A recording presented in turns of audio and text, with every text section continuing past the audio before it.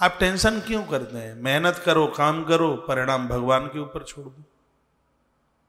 पत्नी पति से परेशान है, पति पत्नी से परेशान है, टेंशन क्यों कर रहे हो? ये पूर्व का झमेला ऐसा ही रहा था।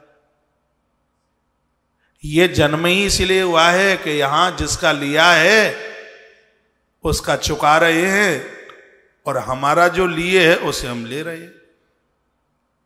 ये जीवन ही इसलिए मिला है। यहां लेन देन बराबर करने के लिए आए। पहले लेके मौत को प्राप्त हो गए या दे के मौत को प्राप्त हो गए, तो चुकता करने के लिए भगवान ने भेज दिया है। पत्नी पति से परेशान, पति पत्नी से परेशान, तो इसमें प्रारब्ध जरूर जुड़ा हुआ है। पहले जो कुछ जैसा हुआ होगा तो सब एक दूसरे से बदला ले रहे हो। एक कथा भागवत जी में आती है, चींटियों पर, लकड़ियों पर चींटी जल गई और वही चींटी एक राजा की पत्नी बन गई।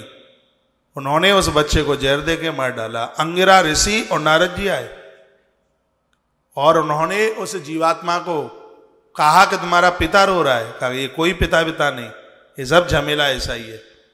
तो पिता ने पूछा, बेटा तुम मर कैसे गए?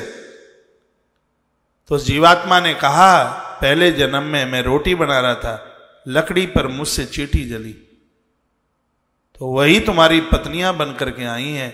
पूर्व का बदला लेने के लिए इन्होंने जहर दे करके हमें मार डाला। तो प्रकृति बदला लिए बिना नहीं रहती।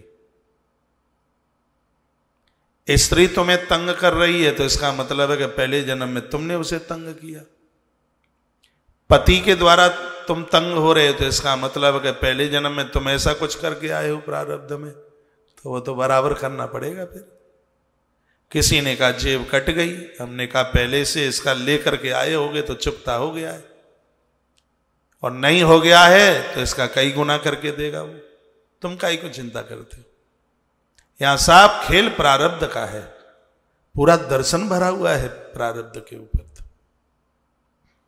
इसलिए फिर टेंशन में क्यों जी रहे हैं? काई को टेंशन करना है? फिर आगे क्या हो रहा है देखते चलिए।